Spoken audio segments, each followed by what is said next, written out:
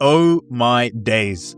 What is happening in the world of Formula One right now? Can someone explain? Because this is so chaotic. Just when we thought things couldn't get more crazy, this happens.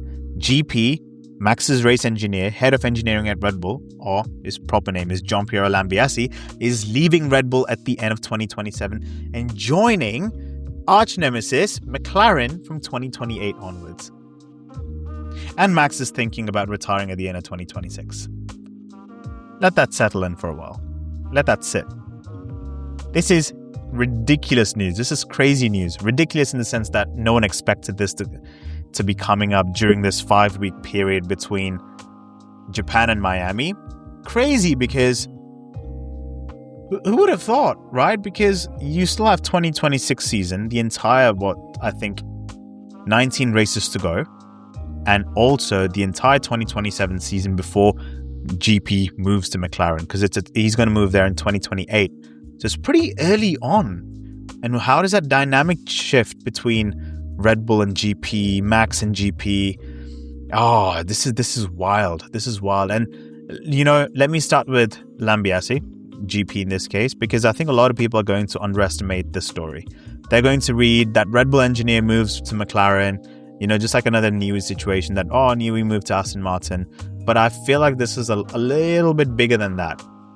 Because GP, or as Max calls him that, or Gianpiero Lambiase, has been Verstappen's race engineer since day one, when Max came in 2016 as an 18-year-old, right? So he was 18, arrived at Red Bull full-time, and GP was already there. He helped shape Verstappen from a raw, breathtaking, sometimes very unpredictable talent into the most clinical, complete racing driver on the planet, arguably right now. And then they won 4 consecutive world championships. Whoa, that's not coincidence. That's not solely about the car. And what happens is, what makes this significantly, this partnership significant is not just the wins, it's the communication. And if you've ever heard the radio exchanges between Max and GP, really listen to them, you understand what I'm talking about, right? Early on, it was tense. There were moments of friction, just like Hamilton and Ricciardo Adami at Ferrari last year, and moments where you could hear that edge. And Max is incredibly demanding, we know that, and very vocal. And he always has been. He needs to know everything in real time with precision, and GP learned how to meet that and manage it. And over time, when you got, what you got was something that sounded like almost a shorthand, a language built on so much mutual trust, right? That GP would call a strategy and Max would just trust it completely. Or Max would say something and GP would be like, yep, I know exactly what's happening. So Max would push the limits in a way that should not have worked, and GP would manage, the rest of it, the strategy side. And it always kind of worked. So it's wild to think that that's not going to be the case. And for Max then, this is where we need to sort of understand, what happens with him? Because GP has been his backbone at Red Bull. We have to say this. And the world is sort of, not the world, the Red Bull organization is just crumbling around Max now. He was the one who was literally lifting the entire team weekend in, weekend out for the last couple of years, when the second seat at Red Bull was basically doing nothing. And now all of a sudden his backbone, you think about it, Christian Horner, maybe his relationship was fine and his teams wasn't, right? His personal teams wasn't with Christian. So Horner out, Helmut Marko retires, Jonathan Wheatley gone, Adrian Newey gone, and now GP. Now what? What does this mean for Max Verstappen now, right? And obviously we understand this. We understand their relationship. It's special. Think about, when Vettel won from 2010 to 2014, he had one engineer, right? Max with GP, we know that Schumacher at Ferrari had one engineer throughout his championship days. So those kind of things, and someone can correct me if I'm wrong on those, but it's almost certain that you have that synergy that you don't want to sort of dissolve. Okay, great. Now what happens with Max? If we think about Max is in a position now where he's obviously hinted that he wants to retire, right? It's not confirmed, but he said it. And when Max Verstappen says something like that, even obliquely, you pay attention, because Max does not say things he does not mean. And where does this put that decision now, right? It's not a drama play. It's not Max throwing tantrums, to get a better contract or a faster car. Anyone who follows Max knows closely that that's not who he is. He wants to try other things. He has so many interests outside Formula One. I even did a video on why he might retire. So go check it out. But yeah, I think it's going to be very, very fascinating, because why now? Why would you want to retire now? Did Max know about GP potentially leaving? Or is GP leaving because he knows that Max is leaving? I think that's a pretty, interesting thing to think about. But the Red Bull environment today is completely different to what it was in 2022, right? Newey gone, the internal politics around Horner have been very well documented.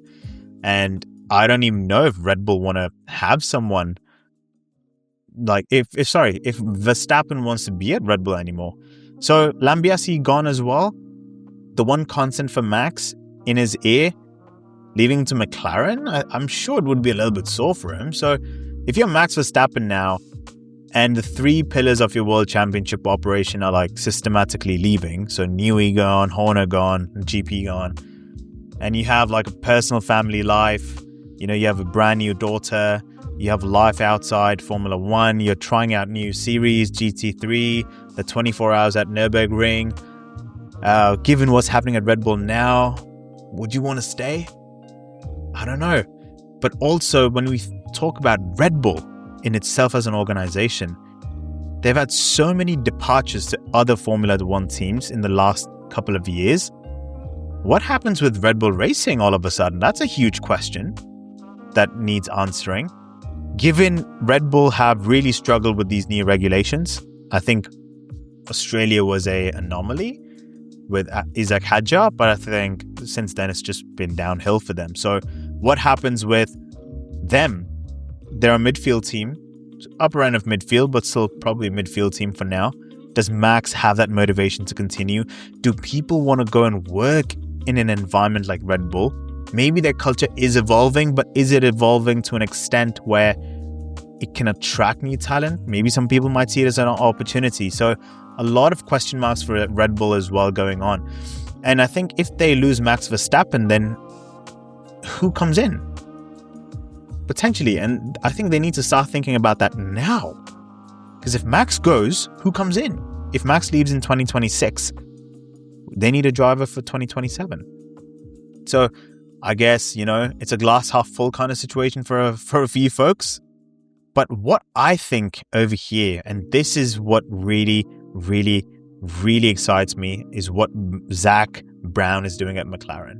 Now, Andrea Stella is still at McLaren for now. There is no confirmation. There have been some rumors that he's been offered a, multi-million-dollar deal at Ferrari, that they want to sign him back because that's where he came from Ferrari to McLaren. But that's all speculation. Chances are, I think that they would work concurrently together, Andrea Stella and GP. And why would Stella leave McLaren? He's done nothing wrong. Why would he go back? He's already won a championship with them.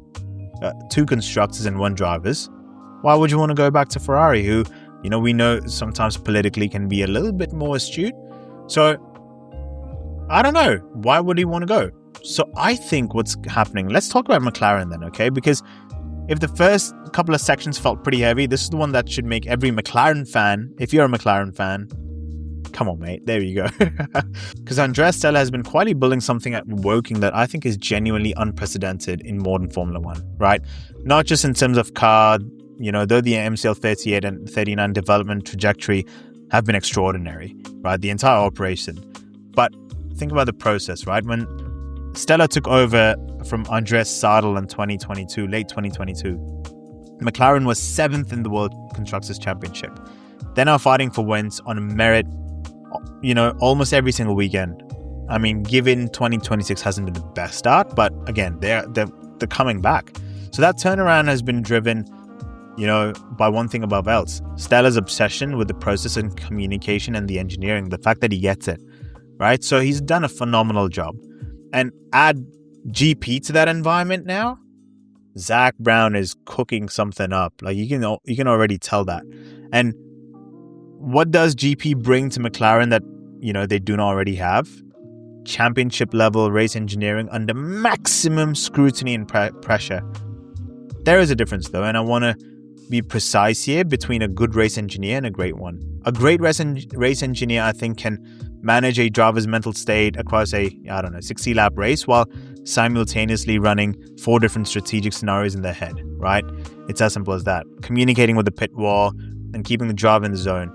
And Lambiase did that with the most demanding driver in the paddock, arguably, across 4 different titles. So there's a lot of pedigree there. Now, is GP being brought in with the intention of becoming team principal? Could be. A lot of race engineers are converting into team principals now. We do know that for a fact. Maybe.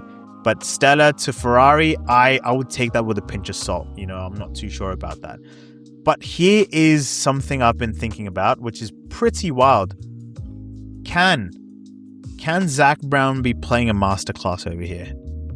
Think about this. Max Verstappen obviously wants to keep winning. Simple as that. Toto Wolff has shown interest in Max Verstappen a lot, right? Given now Russell and Antonelli seem to be pretty settled. But still, if Max Verstappen is loose on the market, you'll have a chat with him. Hear me out then. Could Zak Brown be hiring all of these people that Max potentially wants to keep working with so that Zak Brown signs Max Verstappen to McLaren in 2027? I don't know. Just throwing it out there, could be an idea. Max to McLaren. Is that even a legit thing? Like, maybe. Because why else? Why else would Zak Brown want to poach GP, right?